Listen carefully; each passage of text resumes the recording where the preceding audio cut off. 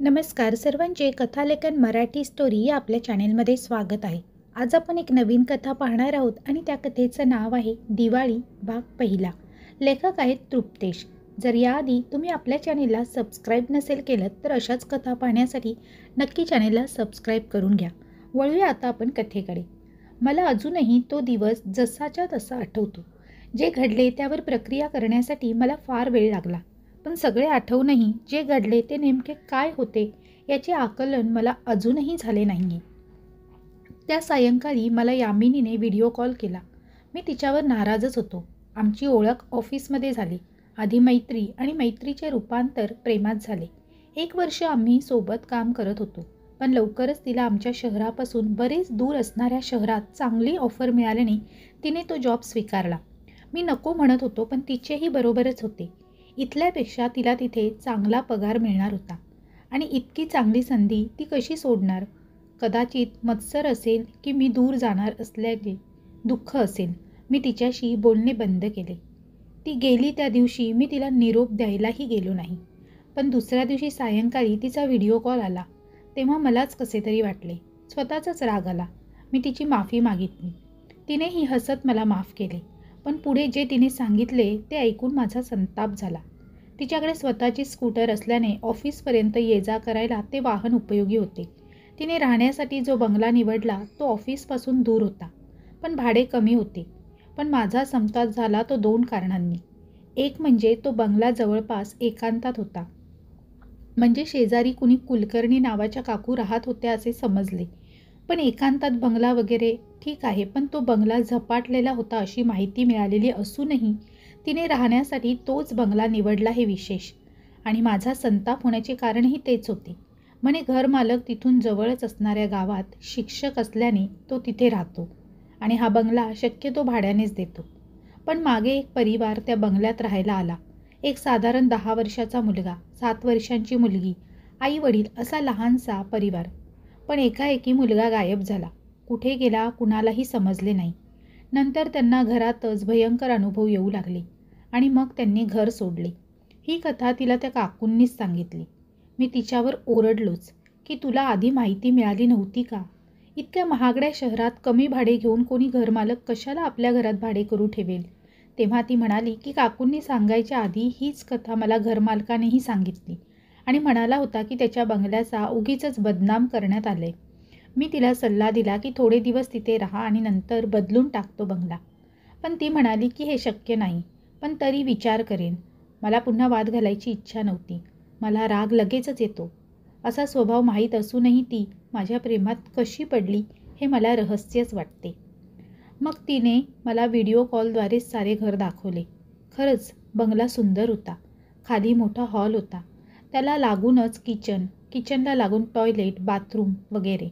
मग पायऱ्या चढून वर गेले की तिथे एकच खोली होती. आतल्या खोल्या रंगवलेल्या होत्या. पण ही वरची खोली विचित्रच होती.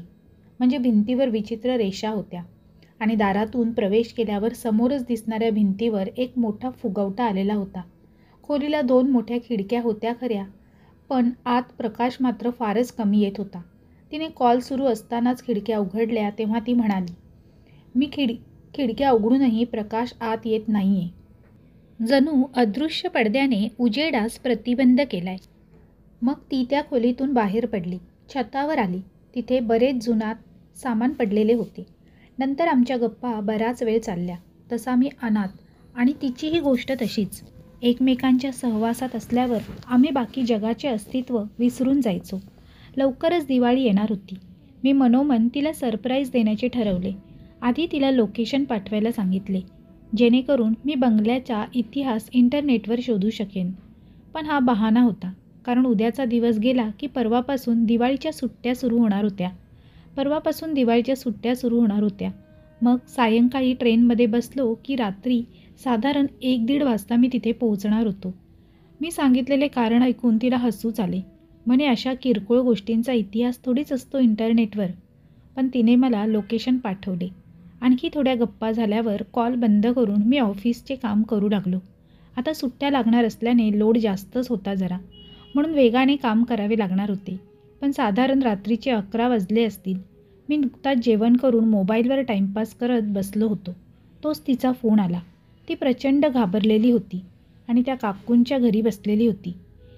तिने जे सांगितले ते ऐकून माझा थरकाप उडाला आणि तो किस्सा काही असा होता. डोरबेल वाजली म्हणून तिने दरवाजा उघडला तर बाहेर काकू आपल्या नातूला घेऊन उभ्या होत्या. जरा बाहेर जाते, याला सांभाळशील का, त्यांनी विचारले. अर्थात तिने होकार दिला व त्या लहानग्या कुणालचे स्वागत केले. त्या गेल्या. अर्थात तिच्या घरी TV नव्हता व त्याला कंटाळा येऊ लागला होता, म्हणून तिने आपला स्मार्टफोन त्याला दिला व सांगितले की एखादा गेम डाउनलोड करून खेळत बस. तो मोबाईल घेऊन वरच्या खोलीत निघून गेला. किती वेळ गेला तिलाच ठाऊक. ती स्वयंपाक करण्यात व्यस्त होती की तोच वरच्या खोलीतून किंचाळण्याचा आवाज आला. ती पायऱ्या चढून वरच्या खोलीत आली. फरशीवर स्मार्टफोन पडलेला होता आणि कुणालचा कुठेच पत्ता नव्हता. तिचा थरकाप उडाला. साऱ्या घरात शोधले, दरवाजा उघडूनही छतावरही बघितले, पण त्याचा पत्ता नव्हता. पुन्हा एकदा डोरबेल वाजली. अर्थात काकू असणार. त्यांना काय सांगायचे? ती खाली आली. दरवाजा उघडून बाहेर बघितले तर तिला धक्काच बसला. बाहेर काकू उभ्या होत्या. यावेळी त्यांच्यासोबत एक लहान मुलगी होती. बाहेर जाते, हिला सांभाळशील, त्यांनी विचारले. तिने कुणालविषयी जे जे घडले तो सारा प्रकार त्यांना सांगितला. तेव्हा त्या म्हणाल्या की कुणाल? कोण कुणाल? त्यांना ही एकुलती एक नात आहे आणि नातू नाहीच मुळी. काकू त्या स्वीटी नावाच्या मुलीवर लक्ष ठेवायचे सांगून घाईघाईत गेल्या. मग बराच वेळ ती तिच्याशी गप्पा मारत होती. उद्देश एकच की काहीही झाले तरी डोळ्यासमोरून स्वीटीला कुठेही जाऊ द्यायचे नाही. पण अचानक काहीतरी जळल्याचा वास आल्यावर तिला आठवले की या गडबडीत गॅस चालूच ठेवून आल्याने भाजीचा कोळसा झाला असणार. ती घाईघाईत किचनमध्ये आली आणि गॅस बंद केला. पुन्हा हॉलमध्ये आली तर स्वीटी गायब होती. तिचा थरकाप उडाला. पुन्हा शोध आणि डोरबेल, पण यावेळी तिने दरवाजा उघडलाच नाही. बाहेरून हसण्याचा आवाज आणि घोगऱ्या आवाजात विचित्र आवाज येत होता. अगं बाहेर ये ना. यावेळी स्वीटी आणि कुणाल दोघे आहेत. दरवाजा उघड बेटा. तिने दोन्ही हातांनी कान झाकून घेतले. शांतता झाल्यावर दरवाजा उघडून पळत काकूंच्या घरी आली. त्यांना घडलेला प्रकार सांगितला. अर्थात त्यांचा एकुलता एक मुलगा अमेरिकेत होता आणि त्याची मुलेही तिकडेच होती आणि मुलांची नावे कुणाल आणि स्वीटी नव्हतीही. मग मघाशी दिसलेला तो प्रकार काय होता? मी खूप हसलो. विशेषतः यावेळी दोघे आहेत, दरवाजा उघड हे वाक्य ऐकून मला न जाणो का खूप हसू येत होतं. पण माझ्या हसण्यावरही ती चिडली आणि तिने हट्टच पकडला की आत्ताच्या आता तू इकडे निघून ये म्हणून. आता हे असे करायला बऱ्याच अडचणी येत होत्या. एक म्हणजे कामे खूप होती, दुसरे म्हणजे मग सरप्राईजचं काय. मी तिला समजावले. म्हटलो की सारा प्रकार दरवाजा उघडला म्हणून सुरू झालाय. याचा अर्थ घरात गडबड नाही आहे. तू काकूंना घेऊन बंगल्यात जा. हवे तर एक रात्र त्यांना तिथे थांबा म्हणून विनंती कर. पण तिने माझे काही ऐकून घेतले नाही व फोन बंद केला. मलाही काळजी वाटत होती.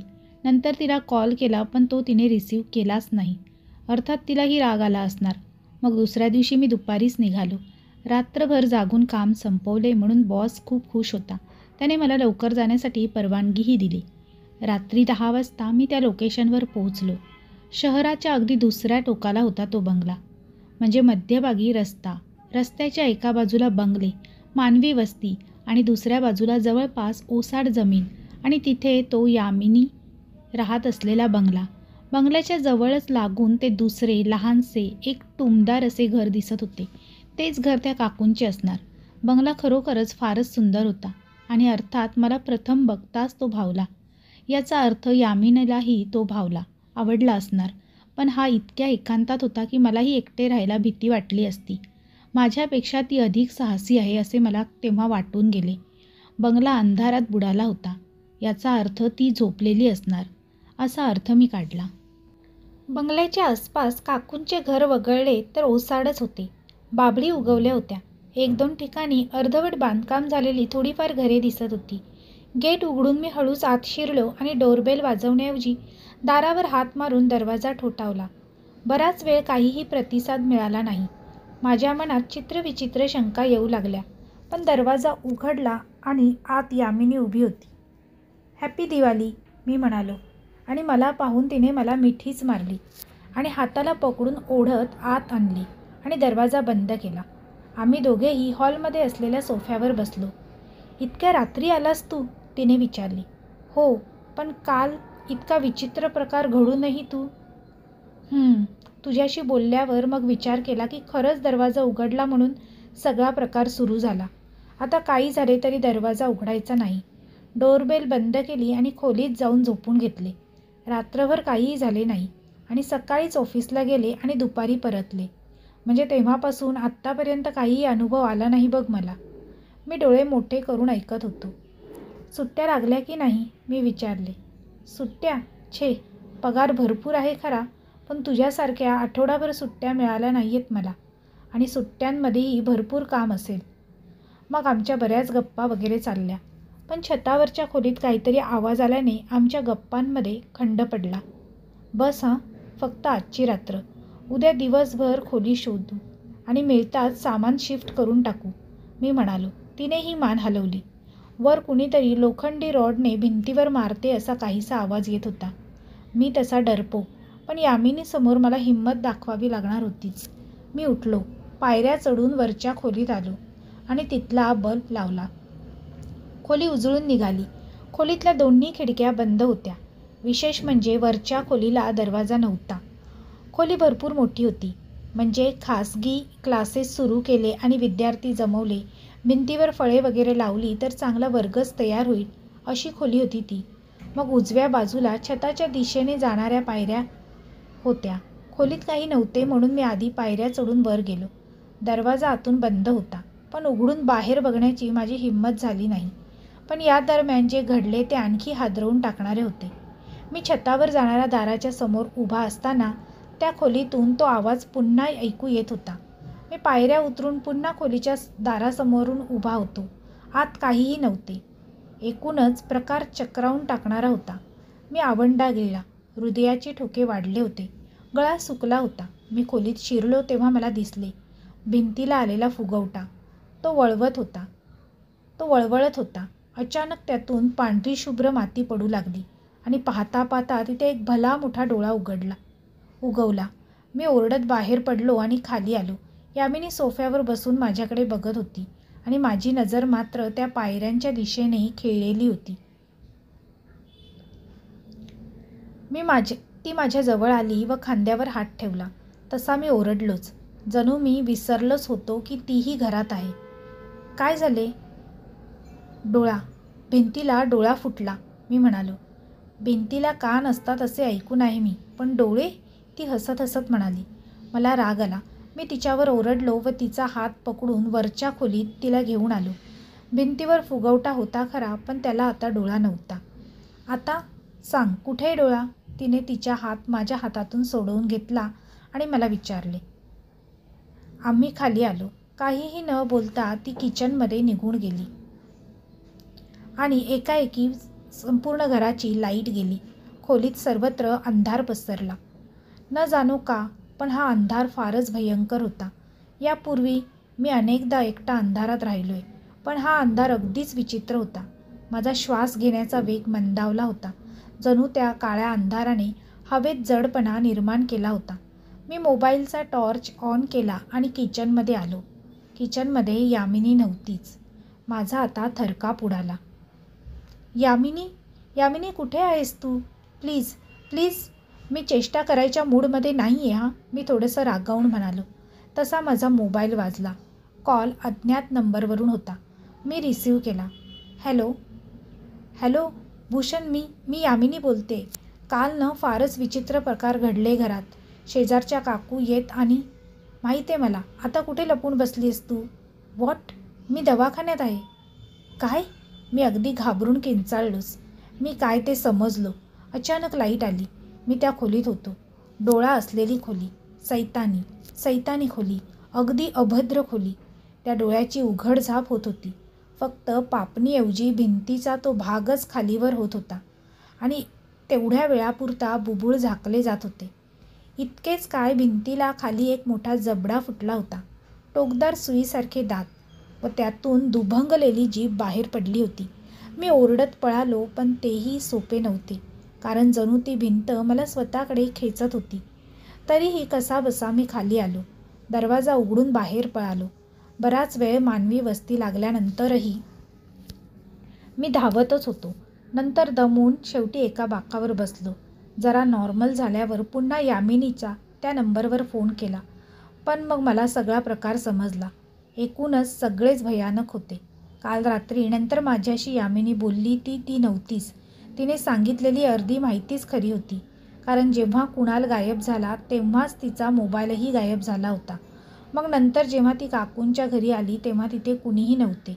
आणि एकूण घराची अवस्था पाहता तिथे कित्येक वर्षापासून कुणी राहत असेल असे वाटत नव्हते. आणि दरवाजाला कुलूप होते. ती घाबरत परत स्वतःच्या घरात गेली तसा वरच्या खोलीतून लोखंडी रॉडचा आवाज आला. घरातले बल्ब चालू बंद होऊ लागले. पायऱ्यांवर तो मुलगा, मुलगी आणि आजी तिथे उभे दिसले, पण तेही रक्तबंबाळ अवस्थेत. ती किंचाळत बाहेर आली आणि पळताच बेशुद्ध पडली. तिला जाग आली ती दवाखान्यातच. मग प्रश्न हा होता की मला फोन केला कोणी? यामिनीच्या फोनवरून कॉल करणारी काय ती त्या बंगल्यात अज्ञात शक्ती होती का? नंतर दुसऱ्याच दिवशी आम्ही खोली शोधली. घाईघाईत आम्ही जुन्या बंगल्यातून सामान नव्या खोलीत शिफ्ट केले. मी तिला मदत केली. नव्या खोलीत आल्यावर मी सारे सामान वगैरे व्यवस्थित लावायला तिला मदत केली. सुट्ट्या संपेपर्यंत इथेच राहायचे असे मी मनोमन ठरवले. आणि रात्रीस दोघेही थकून दोघे झोपलो. आम्हाला वाटले सगळा प्रकार संपला, पण तसे नव्हते. सकाळ जाग आली तर यामिनी मला कुठेच दिसली नाही. माझा थरकाप उडाला जेव्हा मला त्या खोलीत भिंतीला असलेला फुगवटा दिसला. नंतर मी पोलिसात तक्रार केली. मी अगदी वेडा झालो होतो. अर्थात पोलिसांना सगळा प्रकार सांगितल्यावर त्यांनी मलाच मूर्खात काढले. तिला गायब करण्यामागे माझाच हात आहे असे वाटल्याने त्यांनी मला शहर सोडून जाण्यास मनाई केली. नंतरही पोलीस तपास सुरूच होता, पण ती त्यांना कुठेही सापडली नाही. त्यांच्या प्रश्नांची उत्तरे देऊन मी एका हॉटेलात आलो, पण तो पत्ता पोलिसांना पाठवला. अर्थात पोलिसांना वाटले तर ते केव्हाही मला बोलावू शकतात, पण मला वाटत नाही ती वेळ येईल म्हणून. आता मी ज्या खोलीत बसून लिहितोय तिथे असलेल्या वातावरणाबद्दल जाणवतंय मला. मी दरवाजे उघडण्याचे, बाहेर कॉल करण्याचे प्रयत्न केले, पण व्यर्थ. त्या डोळ्याचे रहस्य मला माहीत नाही. आधी यामिनीला त्याने पाहिले, ती गेली, नंतर मला पाहिले. मी जाणार. हे सगळे कसे कार्य करते मला ठाऊक नाही, पण हेच माझे शेवटचे या पत्राच्या रूपात असलेले काही शब्द आहेत. खाली पत्ता देतोय. आधी यामिनी राहत होती त्या बंगल्याचे काहीही झाले तरी तिथे जाऊ नका. पत्र वाचून झाल्यावर अभ्युदयने इन्स्पेक्टरकडे बघितले. काय आहे हे? इन्स्पेक्टर जाधवांनी अभ्युदयला विचारले. अभ्युदय शांत बसून होता. काही दिवसांपूर्वी तुमच्याच बंगल्यात राहायला एक तरुणी आली होती. त्या घरातून शिफ्ट झाल्यानंतर ती बेपत्ता झाली आणि नंतर आम्हाला हे पत्र मिळाले भूषणचे, तिचा बॉयफ्रेंड. त्याने जे काही आम्हाला सांगितले त्यावरून आम्हाला त्याच्यावर शंका होती, म्हणून आम्ही त्यास 1-2 दिवस शहर सोडण्यास मनाई केली होती. आणि तो जिथे राहत असेल तिथला पत्ताही आम्ही घेतला होता. एका हॉटेलात होता तो. तिथूनही गायब झाला. सारे सामान तसेच आहे. बाहेर असलेल्या CCTV कॅमेऱ्यातून त्याची आत जाण्याची व्हिडिओ तर आहे, पण बाहेर गेल्याची कोणतीही व्हिडिओ मिळाली नाही. सर, मला माहीत नाही हा काय प्रकार आहे ते. खरोखर मला वाटले लोक उगीचच बदनाम करताय माझ्या बंगल्याला, पण आता मात्र माझीही खात्री झाली आहे की खरोखर तिथे काहीतरी आहे. मग बराच वेळ प्रश्नोत्तरे चालली. काहीही निष्पन्न झाले नाही. अभ्युदय घराकडे निघाला आणि सारे त्याच्या डोळ्यासमोरून तरळून गेले. ती फॅमिली एकाएकी घर सोडून गेली तेव्हापासूनचा हा प्रकार सुरू झालेला. आणि पत्र वाचल्यावर त्यास एक गोष्ट लक्षात आली. 2च महिन्यांपूर्वी एकाएकी गायब झालेल्या कुलकर्णी काकू यामिनीच्या घराच्या इतिहासाबद्दल कसे काय सांगू शकत होत्या? आणि त्यांचा बेपत्ता होण्यातही त्याच्या बंगल्याचाच हात होता की काय? आणि या बेपत्ता झाल्याचं तर त्यांची आत्मा किंवा जे काही असेल ते अजूनही त्यांच्याच घरात भटकत असेल का? असे अनेक प्रश्न. काही असो, या प्रकरणाचा सोक्षमक्ष लावणे गरजेचे होतेच. म्हणून पोलिसांकडून आधीच अभ्युदयने यामिनीने जी दुसरी खोली शोधली होती तिचा पत्ता आणि भूषणच्या हॉटेलचा पत्ता मिळवला. आधी तो यामिनीच्या खोलीवर आला, पण दरवाजा बंद होता आणि घरमालकाविषयी काहीही माहिती त्याच्याकडे नव्हती. आसपास विचारून घरमालकाचा पत्ता विचारावा असे वाटले, पण तो केव्हा येईल आणि चावी देईल यात बराच वेळ जाऊ शकत होता. त्यामुळे तिथे तो काहीही करू शकला नाही. पण नंतर लगेचच तो त्या हॉटेलवर आला जिथे भूषण राहत होता. मॅनेजरकडे विनंती करून भूषणच्या खोलीचा पत्ता त्याने मिळवला आणि त्या खोलीत तो आला आणि डोळे फाडून बघतच राहिला. पलंगापासून समोरच असलेल्या भिंतीला फुगवटा आलेला होता. अगदी त्याच्या घराच्या वरच्या खोलीत होता तसाच. न जाणो का, पण ते पाहून त्याचे शरीर अगदी थरथर कापू लागले. विकून टाकू तो बंगला. नकोच उगीचच संकट ओढवून घ्यायला. त्याची पत्नी नलिनी सर्व प्रकार ऐकल्यावर त्याला म्हणाली, विकू तर विकू, पण पहिली गोष्ट म्हणजे बंगल्यात गडबड आहे ही गोष्ट त्या परिसरात राहणाऱ्या लोकांमध्ये चांगलीच पसरली आहे. आधीच परिवारातला त्यांचा मुलगा श्री बेपत्ता झाला आणि त्यांनी एकाएकी बंगला सोडला तेव्हापासून आणि त्यामुळे गिऱ्हाईक मिळाले आणि त्याने आसपास विचारपूस केली तर त्यास इतिहास माहीत होणारच व बंगला विकला जाणार नाही.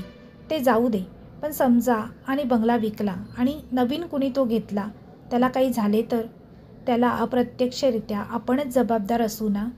बरं मग एक करा, ते आधीचे भाडेकरू, काय नाव त्यांचे, विजय, हां तेच, त्यांना कॉल करून विचारा नेमके त्यांना काय अनुभव आले होते म्हणून. अगं तेव्हाही विचारले होते मी, पण नीट बोललेच नाहीत ते. आणि मलाही वाटले की मुलगा खेळता खेळता कुठेतरी गेला असेल, पण त्यांचा दावा होता की तो घरातूनच बेपत्ता झालाय. नंतर बंगला रिकामाच होता. नंतर हे असे घडले. पण तरी नंबर आहे माझ्याकडे, करतो त्यांना कॉल, विचारतो. जास्त वेळ न वाया घालवता त्याने लगेचच विजयला, त्याच्या पहिल्या भाडेकरूला फोन केला. बराच वेळ रिंग गेली, पण त्यांनी कॉल काही उचलला नाही. तो निराश झाला होता. पण पुन्हा त्याच नंबरवरून कॉल येताच त्याने तो रिसीव्ह केला. हॅलो, मी अभ्युदय. तुम्ही विजय का?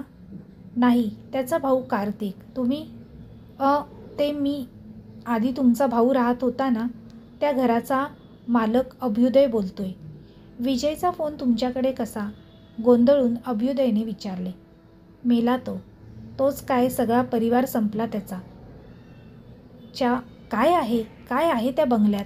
शिवी ऐकून अभ्युदयला कसेसेच वाटले, पण स्वतःला शांत ठेवत तो म्हणाला, हे बघा, बंगल्यात आधी असे काहीही घडले नव्हते. त्यांच्या आधी अनेक भाडेकरू राहिलेत की. पलीकडून काही वेळ काहीही आवाज आला नाही. मग कार्तिक म्हणाला, मग त्यास हुंदका फुटला.